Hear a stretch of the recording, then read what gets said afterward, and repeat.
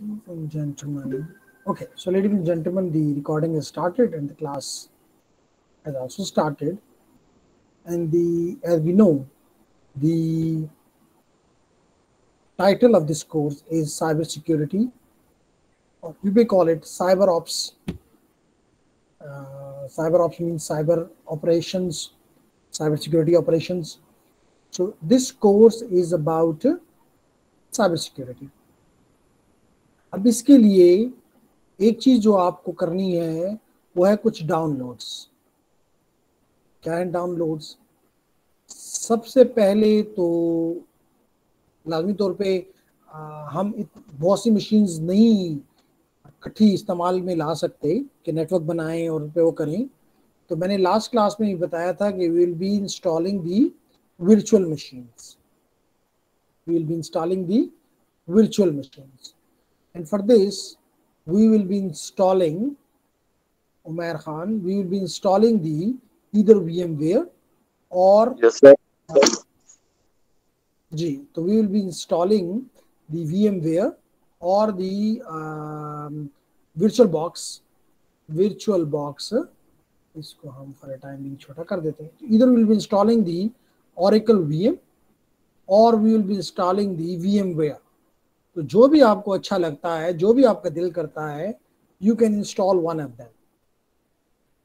अब इसके लिए आपने करना ये होगा कि आपने, अगर हम इसके रिसोर्सेज में चले जाएं, एंड ये आपके साथ मैं शेयर कर दूंगा, इंस्टॉलिंग द वर्चुअल मशीन्स. इसमें यहाँ पे आपको बताया जा रहा है कि ये कहाँ से आपने डाउनलोड करना है. और सबसे पहला काम तो ये होगा, स्टेप नंबर 1, कि आप इस केस में इसने VMware की बजाय VirtualBox को प्रेफर किया है, बट इट्स योर चॉइस. मेरी तरफ से आप पे कोई पाबंदी नहीं है कि नहीं जी यू हैव टू डाउनलोड, लेकिन इंस्टॉलेशन हम बाद में करेंगे क्योंकि ये बड़ी डाउनलोड्स हैं. मे बी 7-8 GB की डाउनलोड है जो कि 1 मिनट 2 मिनट 10 मिनट में नहीं होगी. मैंने सर एक डाउनलोड किया सर, और दूसरा सर नहीं हो रहा था. एक 3.5 GB का था और दूसरा मेरे ख्याल से 2.9 GB का था सर. जी, तो अगर शायद आपके पास लिंक्स अवेलेबल नहीं होंगे, मैं आपको लिंक्स प्रोवाइड कर दूंगा and then you will be able to download them इंशाल्लाह. नहीं सर, उसमें अवेलेबल हैं. वो हमें जो लैब गिवन है हमारे कोर्स में, उसमें सर गिवन है सर यही वाला. आपकी कौन सी लैब, आपने किससे के साथ एक लैब आपने की है? सर यही वाली सर, ये कोर्स में सर गिवन है, वहाँ से हमने डाउनलोड कर लिया था सर. अच्छा ठीक है, अभी मैं आपको बता देता हूँ कि इट इज़ वर्किंग, कोई मसला नहीं आएगा आपको. तो सबसे पहला काम तो आप ये करेंगे कि आप इस लिंक पे जाकर और डाउनलोड कर लेंगे VirtualBox को. तो specially for Umar and Abdullah, you will be, जैसे कि एहसन कह रहा है कि उन्होंने ऑलरेडी किया हुआ है, इट्स नाइस. लेकिन अगर नहीं किया हुआ तो कोई बड़ा मसला नहीं है. तो gentleman, we will be going to the VirtualBox site. ये देखें, और जो ही इसको हमने डाउनलोड पे लाए, हमें पेज मिल गया.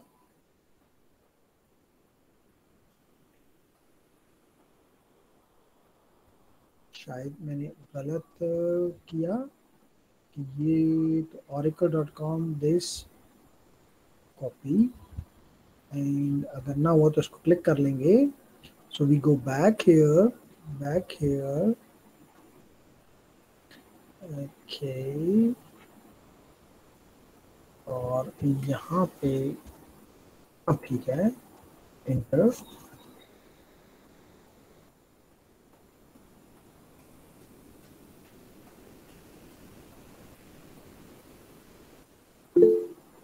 We cannot find the page. Okay.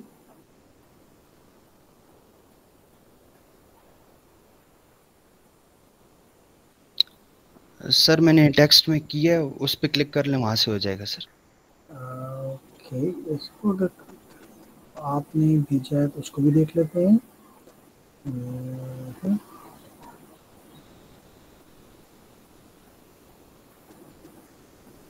अगर देखा जाए तो एग्जैक्टली सेम ही है, लेकिन क्यों नहीं हो रहा, दैट इज अमेजिंग। वही है, लेकिन दोबारा कर लेते हैं और एंटर करते हैं जी।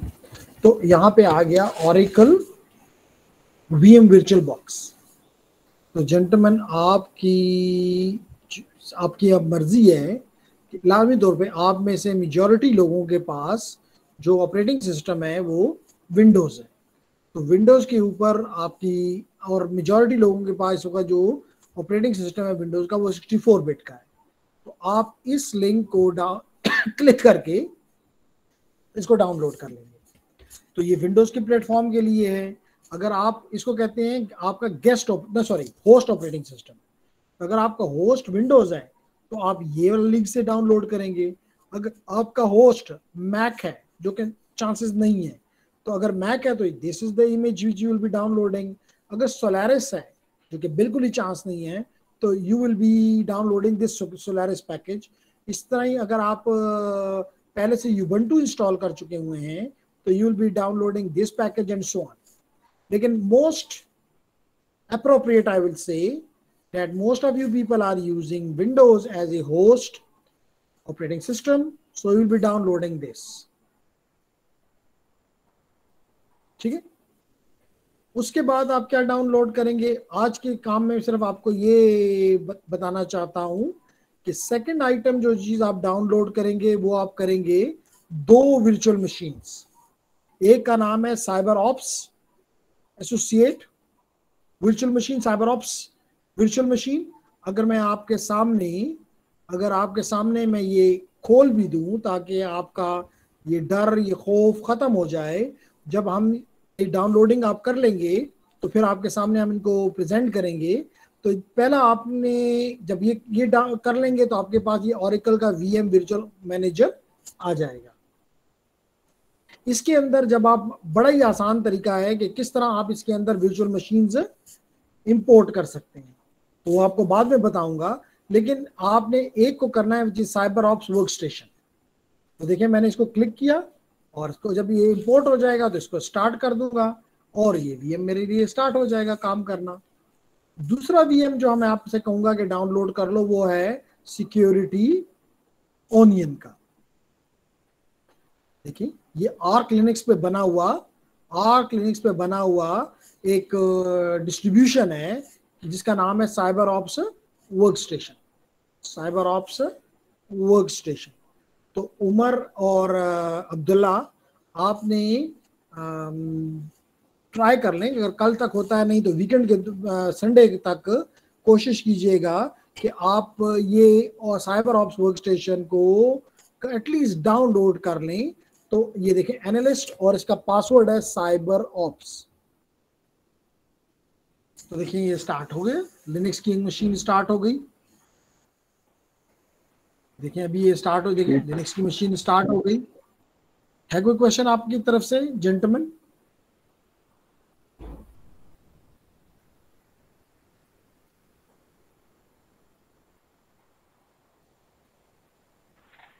No sir.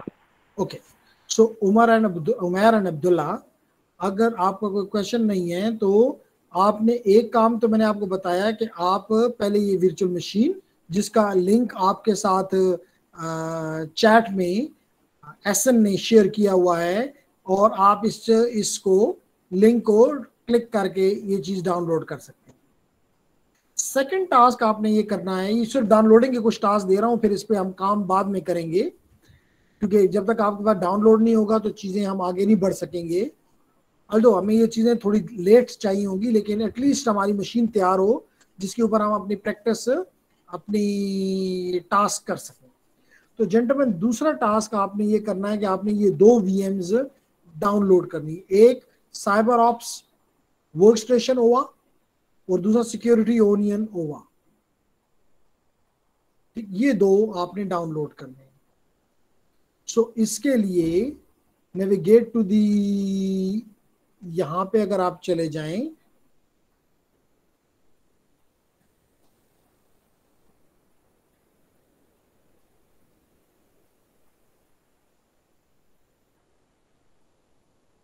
इसको मैं कॉपी कर लूँ और यहाँ पे पेस्ट कर दूँ।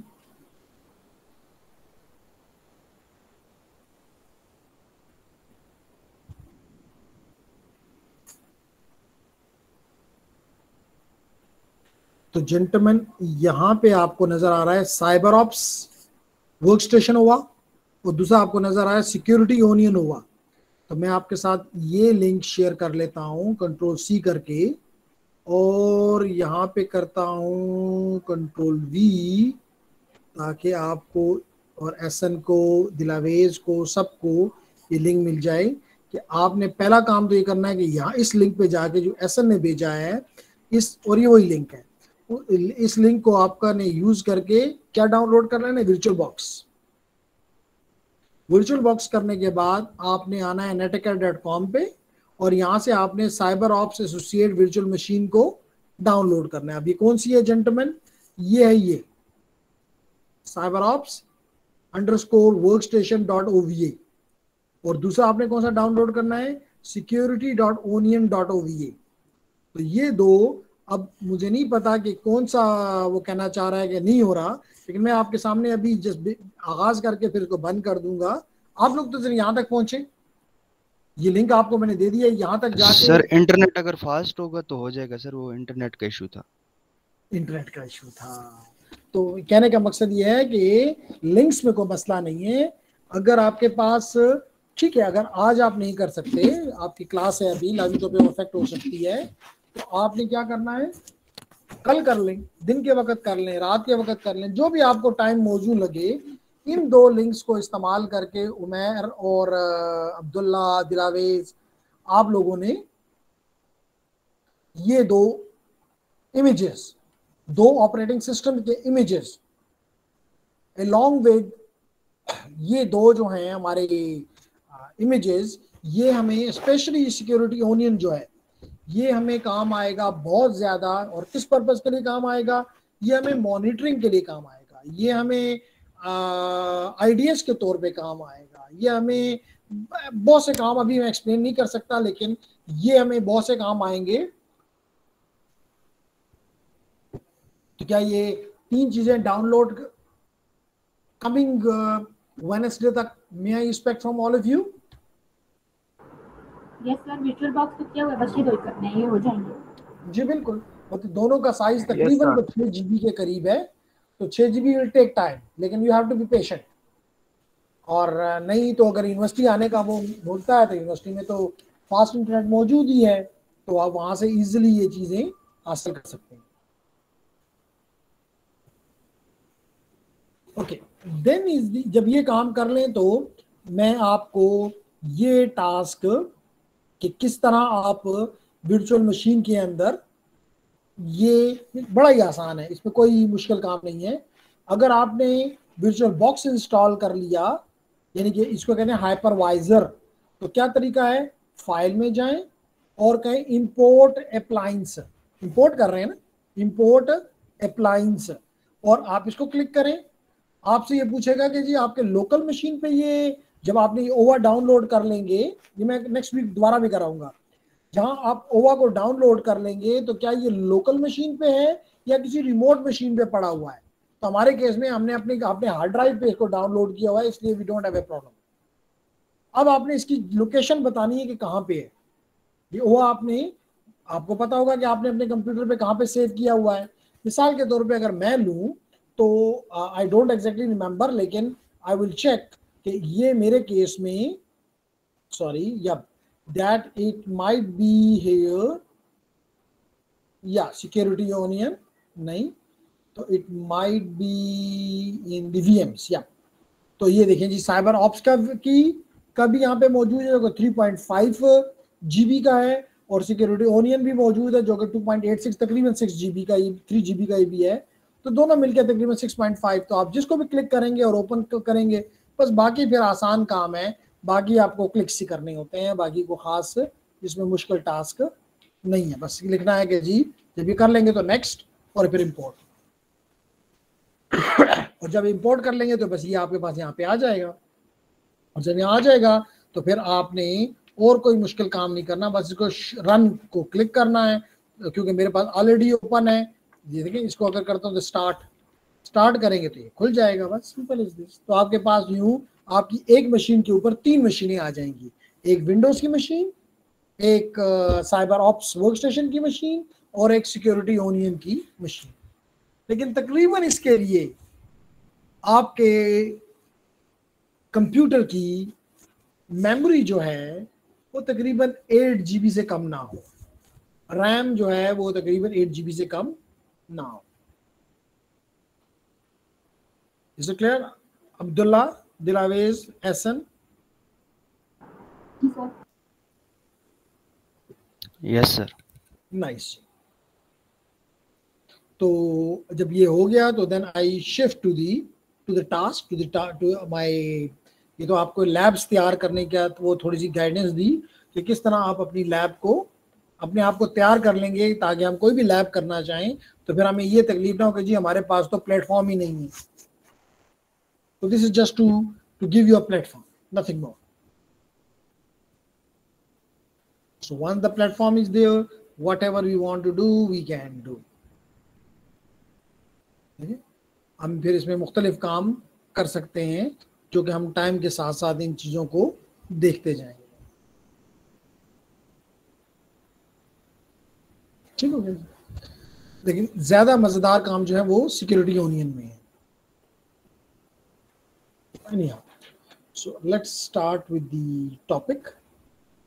तो हमने अपने टास्क में एक लास्ट टाइम ये कहा था, अगर आपको याद हो, तो वी टॉक्ड अबाउट कि इस पहले हमारे टॉपिक का जो टाइटल है वो सबसे पहली बात तो है वॉर स्टोरीज, यानी आपको एक स्टार्ट करने के लिए। और अगर आप लोगों ने जो हमारा फेसबुक का पेज है उसको लाइक किया हुआ है तो इट इज़ नाइस, और अगर नहीं किया हुआ तो उसको लाइक करें। क्यों करें? इसलिए करें क्योंकि अगर आप इसको देखें तो आपको ये पढ़ के डेफिनेटली खुशी होगी कि जो काम आप कर रहे हैं उसकी एक वर्थ है। मिसाल के तौर पे आपने हो सकता है इसको देखा हो कि साइबर सिक्योरिटी सिस्को एकेडमी में आज 2 चीज़ें शेयर की गई और प्रॉब्ली दोनों ही सिक्योरिटी के पॉइंट ऑफ व्यू से दी। क्या वो बता रहा है? It is estimated that businesses will lose over 5 trillion, 5,000 अरब by due to the cyber attacks. तो अगर एक इंडस्ट्री को 5,000 अरब रुपए नहीं डॉलर्स का नुकसान होता है तो लाजमी तौर पे इसको प्रोटेक्ट करने वालों की फिर वर्थ क्या होगी, इसकी वर्थ क्या होगी। इसी तरह आप ये बात भी देख सकते हैं कि according to the Statista, industry expert estimate that by 2030 the number of active IoT devices will be 50 billion. आज हमारे पास 20 बिलियन तो नॉर्मल डिवाइसेस हैं, तो 9 साल में ये 70 बिलियन पे पहुंच जाएंगे। बिलियन, अरब की बातें कर रहा हूं, जबकि लोगों की तादाद हमारे पास सिर्फ 7 बिलियन है। तो 7 बिलियन लोगों के लिए तकरीबन 70 बिलियन डिवाइसेस। तो यहाँ पे पता चलता है कि अगेन हम किधर जा रहे हैं। और मतलब ये कहना कि जी वो नहीं है, कोई आगे फ्यूचर नहीं है और इस किस्म की बातें जो लोग करते हैं उनके लिए बड़ा अच्छा उसने दिया कि इंडस्ट्री में अगर 50-70 बिलियन डिवाइसेस लगेंगे, उनकी क्या उन डिवाइसेस को मैनेज करना, कॉन्फ़िगर करना, मेंटेन करना, सिक्योर करना, क्या ये कोई गपशप नहीं। लाजमी तौर पे it means that there are the prospects here, but what is required? Skilled person, knowledgeable person. अगर ये है तो then there is no issue, और अगर ये नहीं है तो then definitely there is an issue. That the reason I repeatedly request you people, advise you people कि आप इस साइट को लाइक करें और इस किस्म की चीज़ों को पढ़ते रहा करें, क्योंकि this is part of the counselling. क्योंकि आप नॉर्मली ये गिला करते रहते हैं कि यूनिवर्सिटी में हमारे साथ काउंसलिंग नहीं की जाती। काउंसलिंग का मतलब है रास्ता नहीं दिखाया जाता, बस 4 साल गुजारो और बाहर निकलो वाला कॉन्सेप्ट है। जब आपको काउंसलिंग की जाती है और आराम से की जाती है तो मेरे ख्याल से उसका फायदा उठाना is your responsibility. Okay sir. Okay, the question is now gentleman कि हम क्या चाहते हैं।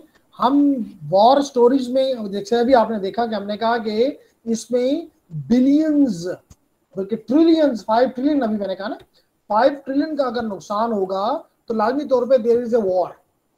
Now this war can be put on a individual or a small organization, it can be the big organization, or it can be the countries, or it can be regions. For example आप European Union की बात करते हैं, this is a region, this is not a single country. तो कहने का मकसद ये है कि हमने अपनी लास्ट पहली क्लास में ये चीज़ें पढ़ी भी थी कि वो वॉर, हमने ईरान की बात भी की थी अगर आपको याद हो। तो ये, और हमने ये भी कहा था कि बेसिकली जो ये वॉर है ये आप कह सकते हैं कि डार्क वेब्स के बैक एंड पे के थ्रू चलती है।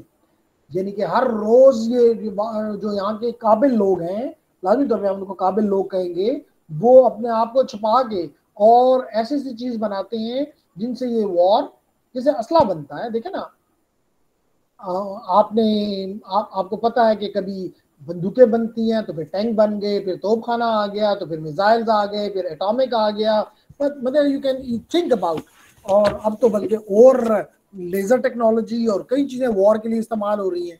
तो वन ऑफ द वॉर के लिए एस्पेक्ट यही है कि यूर साइबर, क्योंकि आपका नेटवर्क जो है अब आप हर के लिए इंपॉर्टेंट है, whether it is an ordinary person or it is a businessman or it is, if you are using for, because you are using you cannot live without the networks, you cannot live without the networks।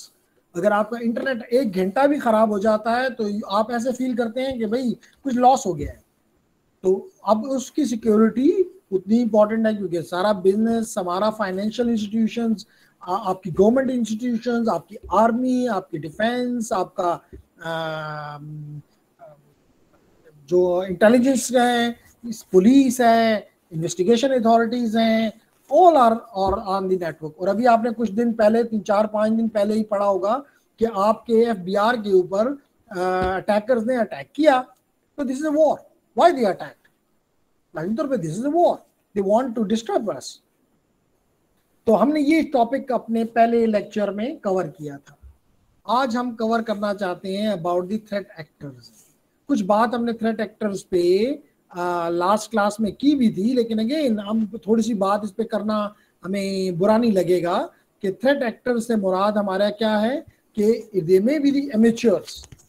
Amateur का मतलब ये होता है कि ये आप जैसे लोग हैं, लेकिन याद रखो कि आपको मुख्तलिफ, जब वक्त के साथ साथ मुख्तलिफ टूल्स, चाहे वो अटैकिंग टूल्स भी हो सकते हैं, वो डिफेंस के टूल्स भी हो सकते हैं, ये आपको करवाए जाएंगे।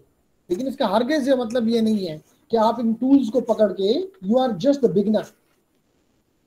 तो आप उन टूल्स को इस्तेमाल किसी भी ऑर्गेनाइजेशन या किसी भी गवर्नमेंट ऑर्गेनाइजेशन या किसी भी इदारे के खिलाफ करना, it is not allowed.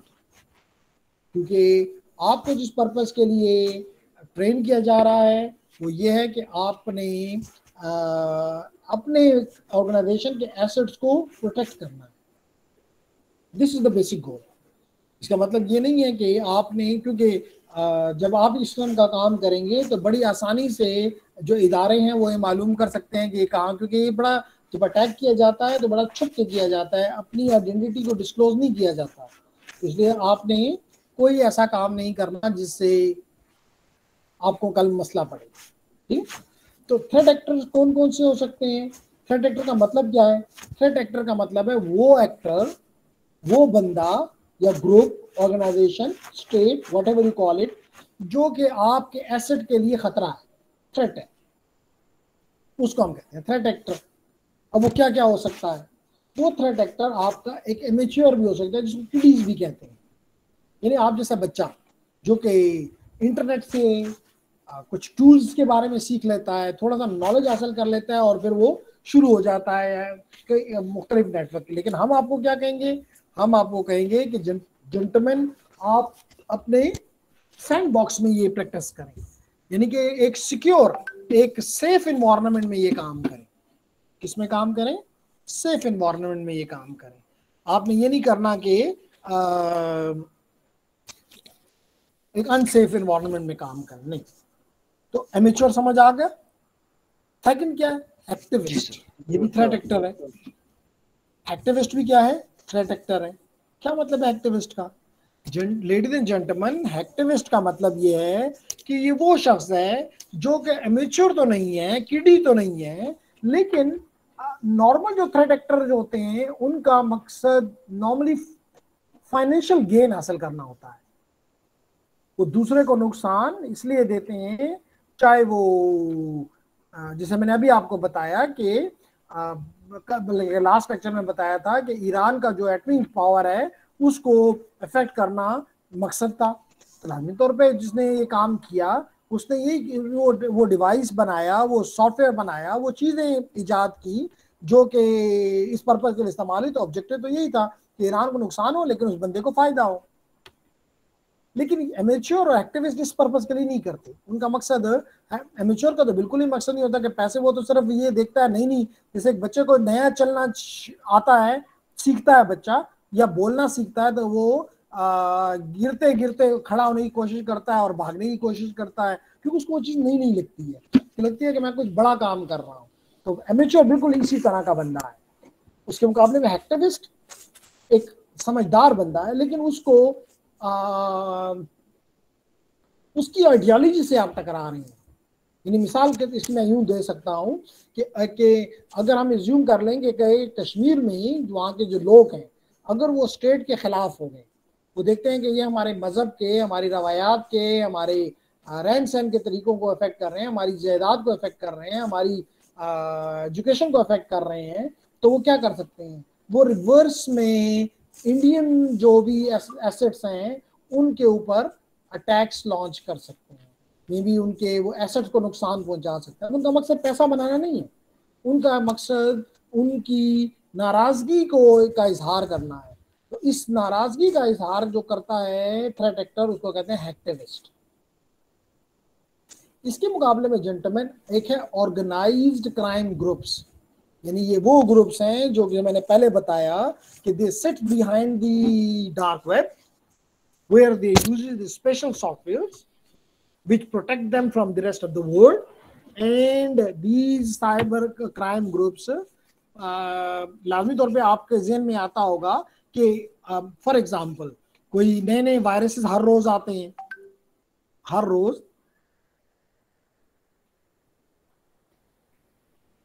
Okay, तो क्या मकसद है इसका ऑर्गेनाइज्ड क्राइम ग्रुप्स का?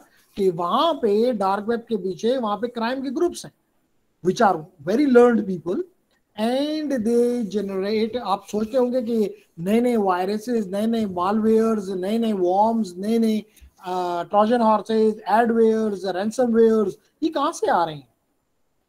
तो द आंसर इज कि यही लोग जो कि ऑर्गेनाइज क्राइम ग्रुप्स हैं, और फिर ये सेल करते हैं अपनी इजाद को, आप कह सकते हैं ये अपनी इजाद को सेल करते हैं may be on the countries, on the groups. मिसाल के तौर पे अगर एक टूल उन्होंने एक खतरनाक बना दिया और उसको उन्होंने किसी कंट्री एक्स के ऊपर भेज दिया जो कि उसको कंट्री वाई के ऊपर इस्तेमाल करता है, तो और पता भी नहीं चलेगा फॉर एग्जांपल, तो this is a very big. मिसाल के तौर पे अगर आपके उसके ऊपर एफबीआर पे अटैक हुआ तो कोई टूल इस्तेमाल हुआ, हो सकता है कि वो टूल जो है एग्जैक्टली हम नहीं कह सकते कि क्या वो टूल पहले से मौजूद था या एक नया खतरा ऐसा वो लेकर आएंगे, ऐसी थ्रेट उन्होंने जनरेट की जो कि पहले से मौजूद ही नहीं थी। इसको हम कहते हैं जीरो डे अटैक्स। तो इट डिपेंड्स। कुछ बात समझ आ रही है? Uzair, Dilawez, Ehsan? Yes sir. Good. ये है हमारे, इसको कहते हैं ऑर्गेनाइज्ड क्राइम ग्रुप्स।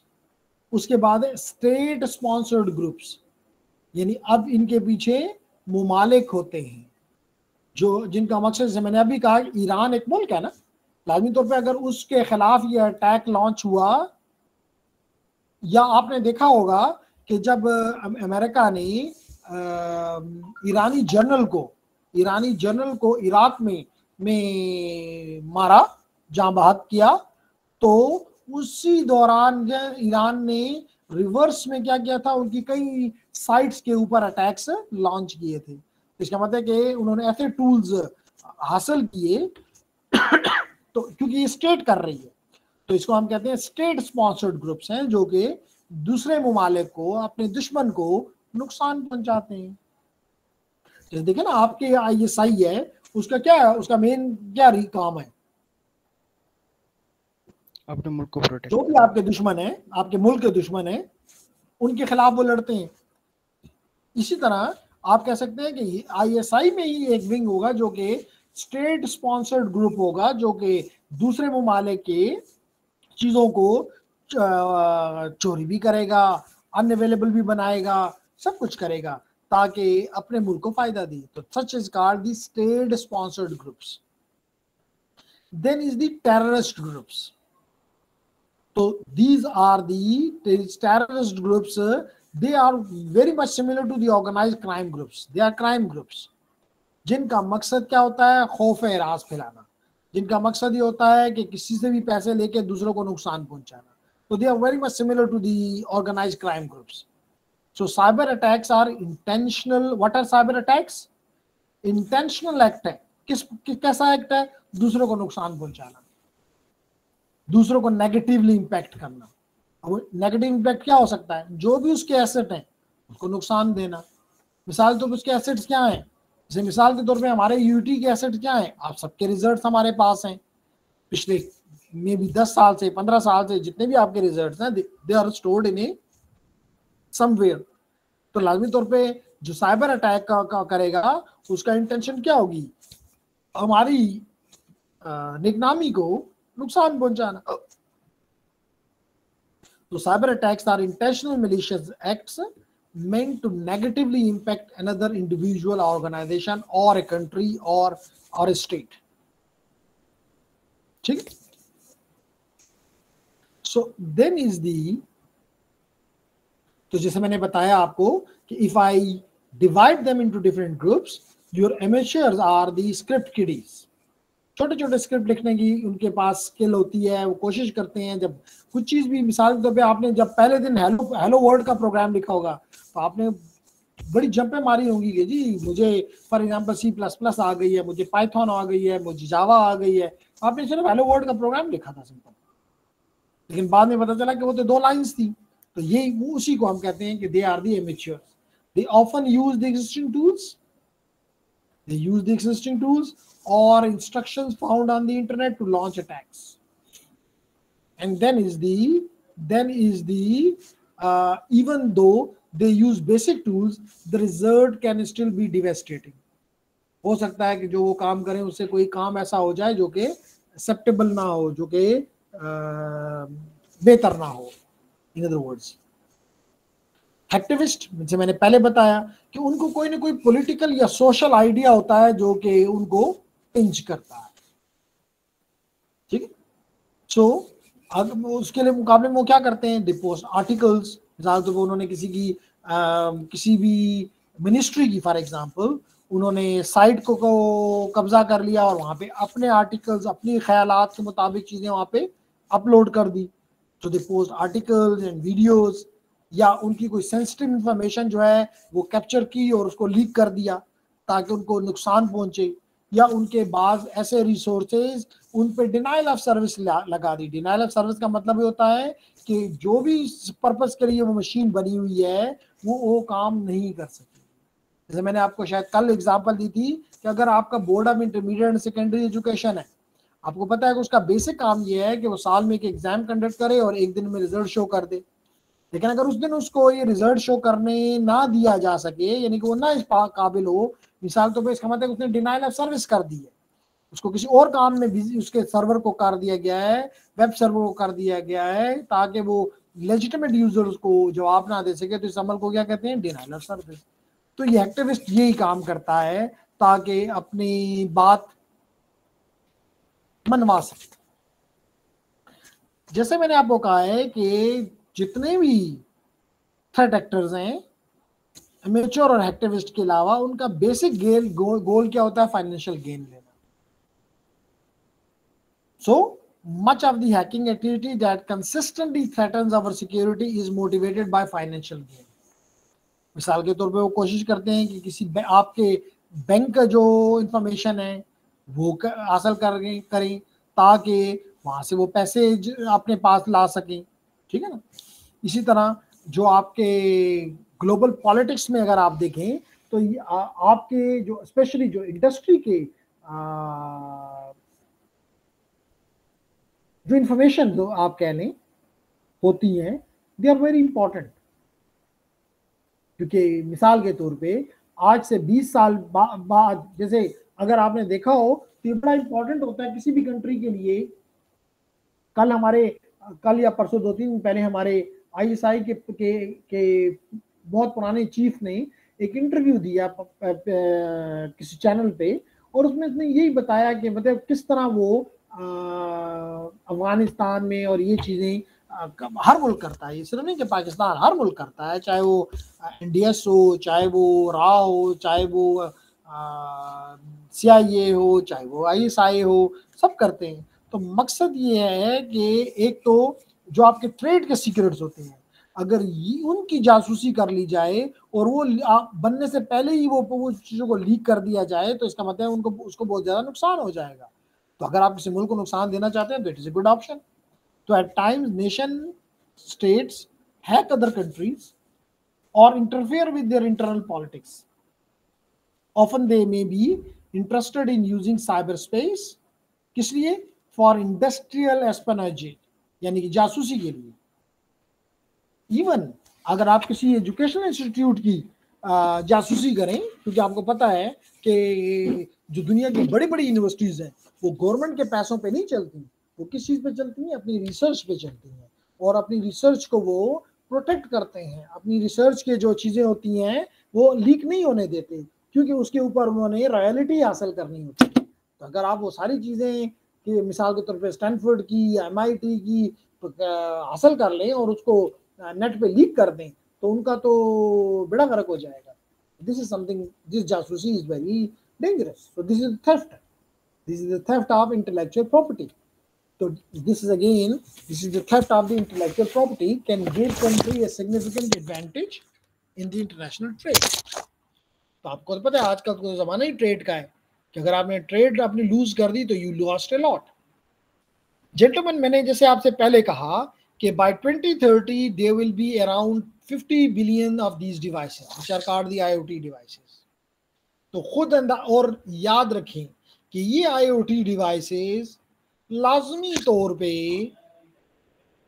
किस चीज से बने हुए हैं? मतलब ये लाजमी तौर पे इनके पीछे कोई IP Core i5, Core i7, Core i9 with 16 GB RAM, 32 GB RAM, blah blah, वो तो नहीं है. ये तो लाजमी तौर पे आपके ऐसे डिवाइसेस हैं जैसे आपके एयर कंडीशनर हो गया, आपका बल्ब हो गया, आपका कैमरा हो गया एंड सो ऑन. यानी आपने अपने मिसाल तो अपनी स्ट्रीट को वो करना है, स्मार्ट करना है, अपने घर को स्मार्ट करना है, अपने बिल्डिंग को स्मार्ट करना है, तो you want to connect all the devices. अब उन डिवाइसेस के ऊपर लाजमी तौर पे जो चिप आप लगाएंगे डेफिनेटली उनके अंदर इतनी प्रोसेसिंग पावर नहीं है. उन पे जो फर्मवेयर उनके ऊपर लगे हुए हैं ऐसन वो फर्मवेयर आप कह सकते हैं कि कोई हो सकता है फर्मवेयर बड़ा पुराना हो, नोबडी केयर, अपडेट ना हो. Very right. और इसलिए भी अपडेट नहीं होगा कि लाजमी तौर पे ये तो आपके घर में लगे हुए डिवाइसेस हैं, तो आपने कोई नेटवर्क एडमिनिस्ट्रेटर तो नहीं रखा हुआ जो कि चेक करेगा कि इसका फर्मवेयर जो है पुराना हो गया है तो अब मैं उसको अपडेट कर लूँ. इसका मतलब है कि ये पॉइंट आपका जेंटलमैन जो है ना वो बहुत ज्यादा मसले का वो बन सकता है या कई दफा बना और आगे भी बनेगा कि आपके जो IoT डिवाइसेस हैं, क्योंकि लाजमी तौर पे these IoT devices are part of some network, तो हो सकता है कि जिस नेटवर्क के साथ ये IoT डिवाइसेस कनेक्टेड है वहां पे आपके सर्वर्स भी होंगे, वहां पे आपके और एसेट्स भी होंगे, और आप अगर इनमें को कंप्रोमाइज करवा देते हैं जो कि आसान है क्योंकि लाजमी तौर पे वो स्पेशल या मॉडर्न जो एल्गोरिथम्स हैं वो इन डिवाइसेस पे नहीं इंप्लीमेंट किए जा सकते, इन डिवाइसेस पे इंप्लीमेंट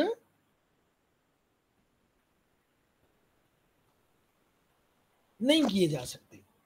तो जब नहीं किए जा सकते तो इसका मतलब है कि ये आपके लिए एक आसान रास्ता है अपने टारगेट तक पहुंचने का।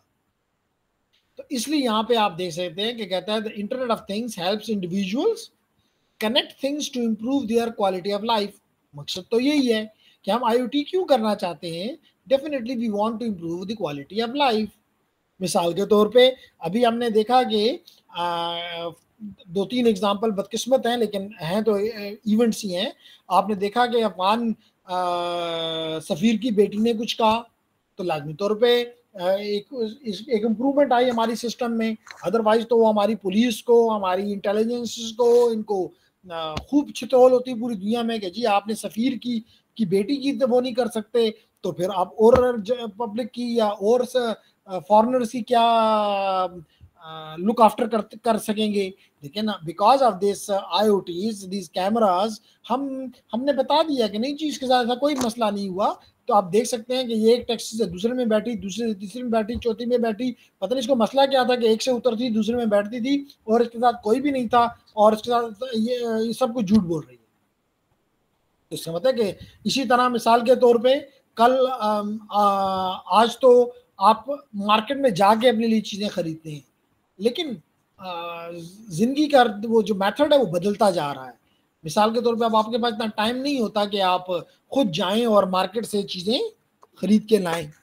तो अगर कोई आपका रेफ्रिजरेटर जो है वो जनरल माल के साथ, जो कि आपके करीब माल है जो भी, उसके साथ अटैच्ड है और वहां पे उसको पता चल, आपने उसको पहले से ऑर्डर दिया हुआ है कि मिसाल के तौर पे if you don't find the eggs here और मीट हेयर और ब्रेड हेयर और वेजिटेबल्स हेयर और मीट हेयर और चिकन हेयर व्हाटएवर, आप पहुंचाओ। तो how it important it easier it will be कि मिसाल के तौर पे सैटरडे के दिन सुबह सुबह आपके दरवाजे पे ये सारी चीज़ें पहुंची हुई हों और आपने सिर्फ बिल पेमेंट करना हो, चाहे शायद वो आप क्रेडिट कार्ड के थ्रू या डेबिट कार्ड के थ्रू उसको दे दें। तो देखिए ना, इंटरेक्शन ही खत्म हो गई, यानी लाइफ, आपकी क्वालिटी ऑफ लाइफ इंप्रूव हो गई। अब आपको एक एक दुकान पे जाके फिरने की जरूरत नहीं है। तो इससे तो फायदा तो नजर आ रहा है कि जी आपका आप मिसाल तो अपने एयर कंडीशनर को एक खास उस पर रखना चाहते हैं, तो आप चाहते हैं कि जी मैं घर आने से पहले पहुंचता हूँ अपने ऑफिस या अपने घर या अपने जॉब की जगह पे और जगह बहुत गर्म होती है, तो आप चाहते हैं कि जी 15 मिनट पहले आप उसको ऑन कर दें। ये ना हो कि साहब जो होते हैं वो घर में बैठे होते हैं 2 घंटे से और जो पीएन होता है उसने सुबह 7 बजे से एसी चलाया होता है कि जी साहब बाराजी, उसमें साहब पता चलता है 12 बजे के साहब आज आ ही नहीं रहा। तो this is the quality of life improve हो रही है कि आपने इस तरह हीटिंग का सिस्टम है कि भाई आपके जाने से 10 मिनट पहले हीटर ऑन हो जाए। और इसी तरह लाइट्स हैं, मिसाल के तौर पे रात का वक्त हो गया तो लाइट ऑन हो जाए, सुबह हो तो लाइटें ऑफ हो जाएं, ऑटोमेशन हो जाए। तो कहने का मकसद है कि all this is improvement of life, no doubt. लेकिन ये डिवाइसेस जितने भी मैंने आपके साथ शेयर किए, इनके ऊपर जितने भी हमारे नेटवर्क इंटरफेस कार्ड लगे होंगे, जो भी चिप लगी होगी, लाजमी तौर पे वो इतनी ज्यादा मॉडर्न अपडेटेड नहीं हो सकती। तो many devices on the internet are not updated with the latest firmware. याद रखें उमेर, एक होता है सॉफ्टवेयर, एक होता है हार्डवेयर, एक होता है फर्मवेयर। सॉफ्टवेयर का मतलब ये होता है जो कि आपको पता है, मिसाल तौर पे आपका ऑफिस है, आपका वर्ड है, पावर पॉइंट है, दीज आर द सॉफ्टवेयर। इसी तरह आपका जी, इसी तरह आपका हार्डवेयर क्या है, मिसाल के तौर पे आपकी हार्ड ड्राइव है, आपकी रैम है, आपका कीबोर्ड है, आपका माउस है, all these are the hardware. अब अगर कोई खास मखसूस हार्डवेयर के ऊपर एक मखसूस सॉफ्टवेयर पड़ा हो तो उसे कहते हैं फर्मवेयर। जैसे मिसाल के तौर पे आपकी बायोस है, एक चिप है, हार्डवेयर है, उसके ऊपर एक खास सॉफ्टवेयर पड़ा हुआ है, तो such one is called the firmware. अब वो फर्मवेयर लाजमी तौर पे अगर आपके किसी रेफ्रिजरेटर में लगा हुआ है, आपके घर में, आपकी बिल्डिंग में, तो लाजमी तौर पे उसको कोई इतने आईटी के एक्सपर्ट्स नहीं रन कर रहे कि वो उसके फर्मवेयर देखेंगे कि जी हो सकता है कि उसमें इतनी मेमोरी ना हो कि जो लेटेस्ट फर्मवेयर है उस पर आ सके, अपडेशन पॉसिबल ही ना हो। और लाजमी तौर पे आप हर वक्त तो आप उसको अपडेट ये नहीं कर सकते कि जी अब कोई ये आपकी मोबाइल तो नहीं है ना कि कभी आप कहते हैं जी आप 8 GB की आ गई, आप 16 GB की आ गई, आप 32 GB की आ गई, आप 64 GB की आ गई है, और आप हर चंद महीने के बाद आप उसको चेंज करते हैं, तो कम से कम इनको चेंज करना इतना आसान नहीं होगा। तो इससे पता चला कि some older devices were not even developed to be updated with patches, कुछ ऐसे जो कि अपडेट हो ही नहीं सकती। तो these two situations create opportunity for the threat actor. अभी बताया थ्रेट एक्टर कौन है, चाहे वो हैक्टिविस्ट है, चाहे वो किडी है, चाहे वो साइबर क्रिमिनल है, चाहे वो स्टेट स्पॉन्सर्ड क्रिमिनल है, चाहे वो कोई भी है, तो इनके लिए एक अपॉर्चुनिटी होगी कि इनके जरिए आपके लाइन तो उनका मकसद आपके फ्रिज को खराब करना नहीं है कि फ्रिज की में आपकी वो खराब हो जाएगी, फॉर एग्जांपल सब्जी खराब हो जाए या गोश्त खराब हो जाए। No, to this they want to reach to your CMS database. Through this they want to reach to your database, to your web server, to your email server, to your firewall. क्योंकि इसके जरिए पहुंचना is simple, क्योंकि उसके लिए तो trusted है, ये उसका तो नेटवर्क का हिस्सा है। जैसे आपके घर का आपका बच्चा जो होता है वो आपके लिए एक ट्रस्टेड बंदा होता है, वो किसी भी कमरे में जा सकता है। तो थ्रू दिस आप किसी भी, मिसाल तौर पर अगर आप इन IoTs को कॉम्प्रोमाइज कर दें तो इनके जरिए आप रियल डिवाइसेस के ऊपर even denial of service attack create कर सकते हैं। ठीक, so these are the security risk for the owners of these devices. Okay.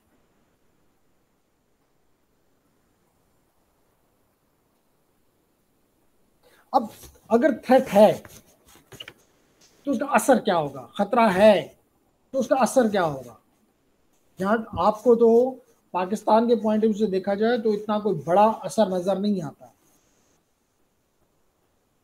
मसलन पर्सनल आइडेंटिफाइबल इंफॉर्मेशन क्या चीज़ है, जैसे आपके नादरा है फॉर एग्जांपल, तो उसके पास आपकी सारी इंफॉर्मेशन है कि आपका नाम क्या है, आपके वालिद का नाम क्या है, आपके बच्चों का क्या नाम है, आपके शौहर या बीवी का क्या नाम है, आपके किस जगह पे आप रहते हैं, यानी एवरीथिंग दे नो, आप कहाँ जॉब करते हैं, आपकी तालीम क्या है, एवरीथिंग दे नो। तो this is called the personal identifiable information. इससे that is the reason कि इस किस्म की इंफॉर्मेशन आपके सिक्योरिटी यानी थ्रेट एक्टर हासिल करना चाहता है, क्योंकि मिसाल के तौर पे अगर उसको सारी इंफॉर्मेशन मिल जाती है तो वो आपके बिहाफ पे आपके बैंक से लोन भी ले सकता है।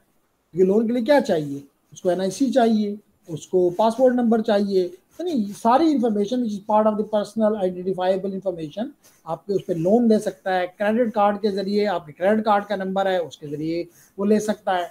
तो कहने का मकसद ये है कि इस किस्म की इंफॉर्मेशन वेरी वेरी इंपॉर्टेंट है।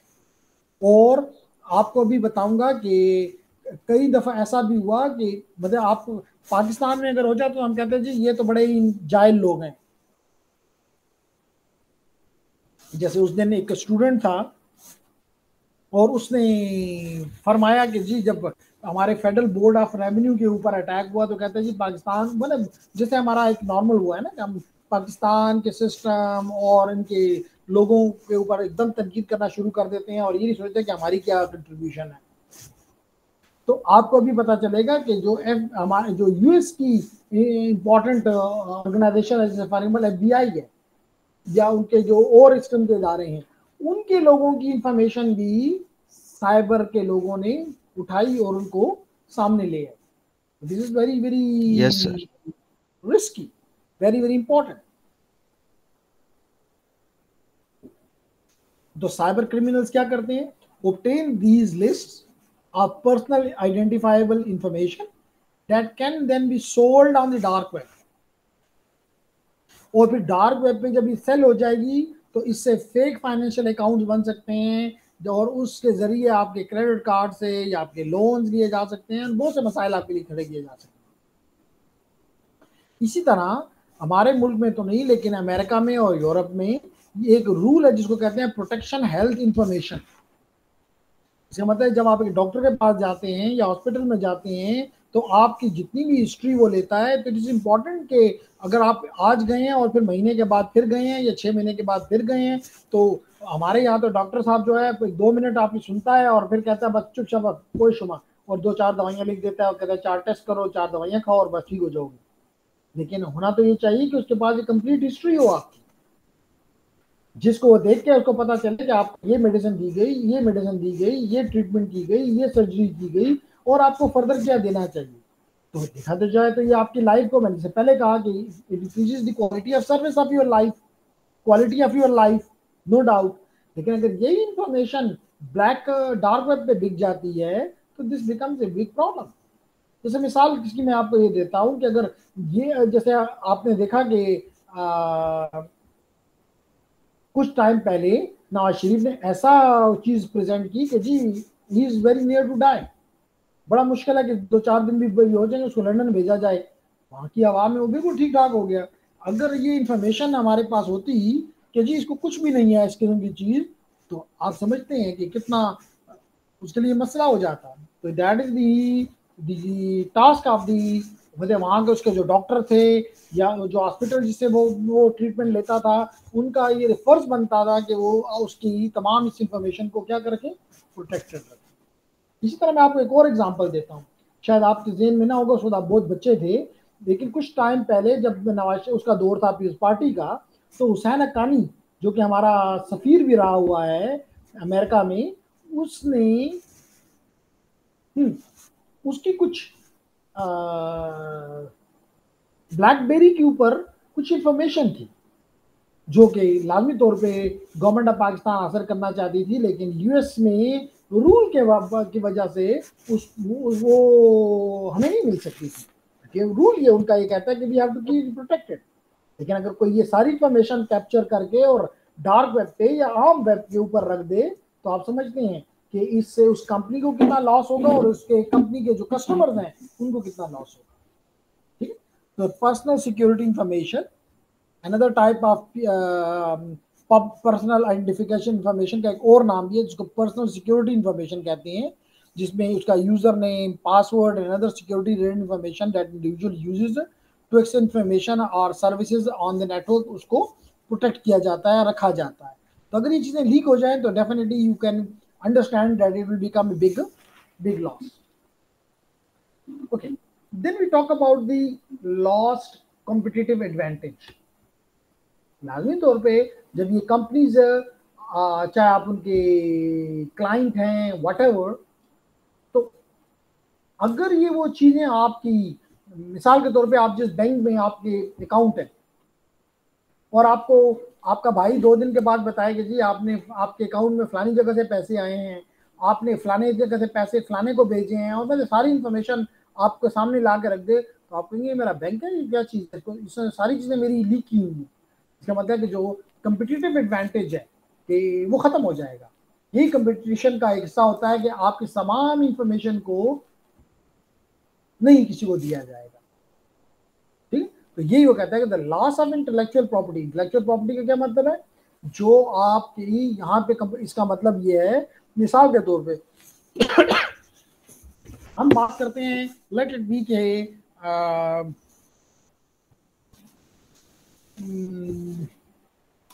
फिफ्थ जनरेशन ऑफ नेटवर्क्स के बारे में। अब लाजमी तौर पे दुनिया के मुख्तलिफ यूनिवर्सिटीज, रिसर्च ऑर्गेनाइजेशन और वेंडर्स इस पे काम कर रहे हैं। तो अगर, और ये उनकी इंटेलेक्चुअल प्रॉपर्टी है जिसको वो अपने पेटेंट के सूरत में, किसकी सूरत में, पेटेंट की सूरत में सेव करते हैं। इसका मतलब वो किसी को भी नहीं बताते कि जी, और अगर कोई उसको इस्तेमाल करना चाहे तो वो उसको गाइड करते हैं और उससे फिर रॉयल्टी लेते हैं, यानी पैसा लेते हैं, कमाते हैं। तो अगर ये इंटेलेक्चुअल प्रॉपर्टी लॉस हो जाए, so the loss of intellectual property to competitors is a serious concern. मिसाल के तौर पे जो सीमेंस के इंटेलेक्चुअल प्रॉपर्टी है वो सिस्को के हाथ लग जाए, सिस्को की जो है वो जुपिटर के हाथ लग जाए, जुपिटर की जो है वो बिग स्विच के हाथ लग जाए, तो यू अंडरस्टैंड ये कितना ज्यादा लॉस है उस कंपनी का हो जाएगा। So an additional major concern is the loss of trust. दूसरी बात क्या हो जाएगा, आपका उस कंपनी के ऊपर ट्रस्ट खत्म हो जाएगा। ये कैसा बैंक है जो मेरी सारी बातें जो हैं दुनिया को बता देती है, तो you lose the loss of trust हो जाएगा। That comes when a company is unable to protect its customer personal data. इसलिए आपने देखा होगा कि जब आप बैंक जाके अपने वालिद के अकाउंट का भी पूछते हैं, वो कहते हैं नहीं जी। आप अपने बेटे के अकाउंट का पूछते हैं, वो कहते हैं नहीं जी, आप सिर्फ अपने अकाउंट की बात कर सकते हैं, बाकी नहीं। इसका क्यों ऐसा वो करते हैं?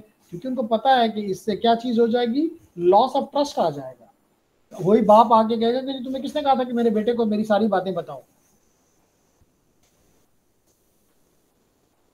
So the loss of competitive advantage may come from this loss of trust rather than another company or country stealing great secret. So it is very much similar कि आपने चाहे वो कोई दूसरा मुल्क आके, कोई दूसरा कंट्री आके, कोई ऑर्गेनाइजेशन आके ये करे, आपका लोकल भी अगर ये लॉस होता है तो this is the loss of the competitive advantage.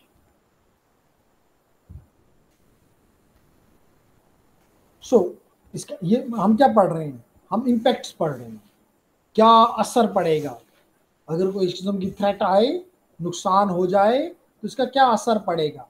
So politics and national security. जैसे मिसाल के तौर पे मैं बार बार आपको एग्जांपल देता हूं कि अगर 27 फरवरी में या 26 फरवरी में जो कुछ भी हुआ था, अगर हमें पहले से पता होता कि आज रात को इंडिया ने ये काम करना है, या 27 का उनको पता होता कि पाकिस्तान ने ये काम करना है, तो आप समझते हैं कि अगर ये चीज़ें लीक हुई होती तो ये पॉसिबल ना उनके लिए पॉसिबल होता, ना हमारे लिए पॉसिबल होता। मतलब कि नेशनल सिक्योरिटी लाजिम तौर पे उन्होंने भी ये करके तो दुनिया को बताना था, अपने मुल्क को बताना था, अपनी आवाम को बताना था कि जी how much concern we are about your security और नेशनल सिक्योरिटी। और हमारे लिए फिर बहुत ही मुश्किल वो था कि अगर हम उसका जवाब ना देते तो शायद आज इमरान खान अपनी सीट पे ना होता। ठीक है ना? तो this is not just business that get hacked. तो बिजनेस मैंने भी बताया कि आपके ट्रेड सीक्रेट्स हैं, आपके पेटेंट्स हैं, ये चीजें this is for the business. लेकिन national security is above this. ठीक? So it is not just the business that get hacked, बल्कि आपके it has an effect on the politics. मिसाल की आपको बड़ी छोटी सी देता हूं। आपने प्रीवियस दौर देखा है अमेरिका का, और प्रेसिडेंट कौन था प्रीवियस दौर में? ट्रम्प। या वेरी गुड। क्या आपको पता है कि ट्रम्प के अपोनेंट कौन थी उस इलेक्शन में? ट्रम्प के अपोजिट कौन फाइट कर रही थी इलेक्शन? Henry Clinton. बिल्कुल, हेनरी।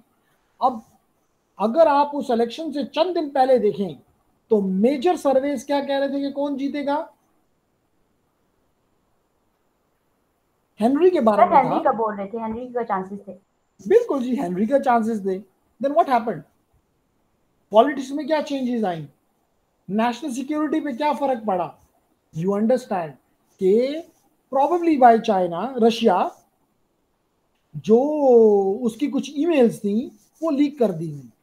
क्या मतलब कि पहले उनको हो सकता है कि उसको डार्क वेब ने कैप्चर किया हो और ब्लैक मार्केट में डार्क वेब के ऊपर उसको सेल कर दिया हो एक मुल्क के ऊपर, यानी रशिया के ऊपर, and then Russia have used it very intelligently. और हमारी कौम और अमेरिका की कौम में तो फर्क है।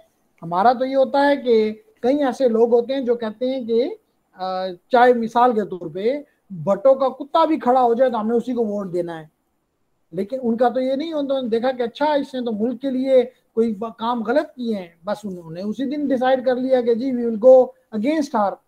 तो that is something which we are discussing here कि जी it is not just the business that get hacked.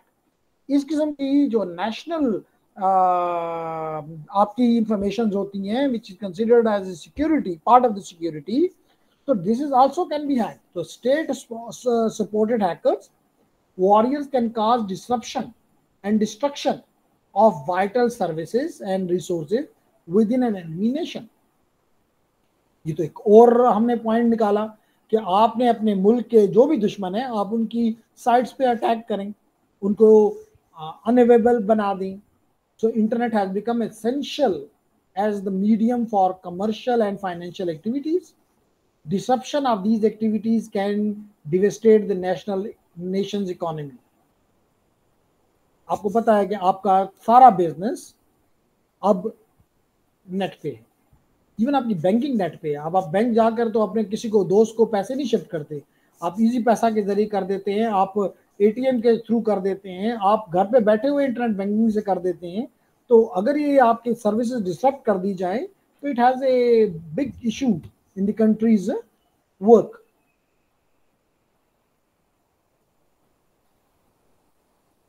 Okay, with this, ladies and gentlemen, this topic is over. For example, what did I learn in this module? Threat actors. What is threat actor? आपको पता है आप कि जो वो शख्स जो आपके एसेट्स के लिए थ्रेट है, he can hijack banking sessions and other personal information by using evil twin hotspots. So we'll talk about it. Threat actors include but are not limited to amateur activists, organized crime groups, state-sponsored groups, and terrorist groups. फिर हमने बात की as the Internet of Things expand. Internet of Things में क्या क्या हो सकते हैं? It may be your webcams, it may be your routers, and other devices in your home, and they are under the attack. फिर हमने बात की about the personal identifiable information, which is information that can be used to positively identify an individual. But this can be used against the country, against the organization, against the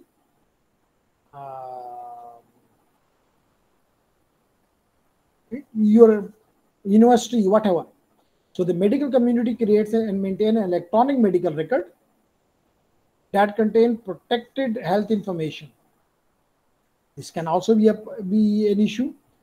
Personal security information, which is somewhat similar to the personal identifiable information, that includes your username, passwords, and other security related information that individuals use to access information or services on the network. So with this, we completed this topic or this module number 1. And but some of the students were absent today. I don't know why, but I will send them an email tomorrow, WhatsApp message tomorrow. They need to be regular and punctual, otherwise they will be losing. So Umair, आपने दिलावेज हसन, आपने ये करना है कि जो मैंने आपको links provide किए हैं उन लिंक्स को इस्तेमाल करके जो टास्क मैंने आपको दिए हैं उनको आपने यस आई टॉक स्टकनेट, हमने we talked about already about Stuxnet worm जो कि इस्तेमाल हुआ था ईरान के खिलाफ। ठीक है, तो I think it's enough for today. Inshallah, tomorrow we'll be starting the next module, and probably that is about the Linux. तो कुछ हम Linux के बारे में बात करेंगे, और ये अच्छी बात है कि आप लोग जो मेजॉरिटी लोग अवेलेबल हैं, या तो उन्होंने ITN पढ़ लिया हो या ITN कर रहे हैं, तो इसमें जो ITN के पार्ट होंगे वो हम उनको छोड़ देंगे और हम ज्यादा टाइम अपने सिक्योरिटी पे और टूल्स पे लगाएंगे. Is it clear, everyone, gentlemen? Ladies and gentlemen? Yes, sir. Clear, sir. Okay. So with this, if you have any question, I will be happy to respond. And if you don't have any question, then I may say Allah Hafiz to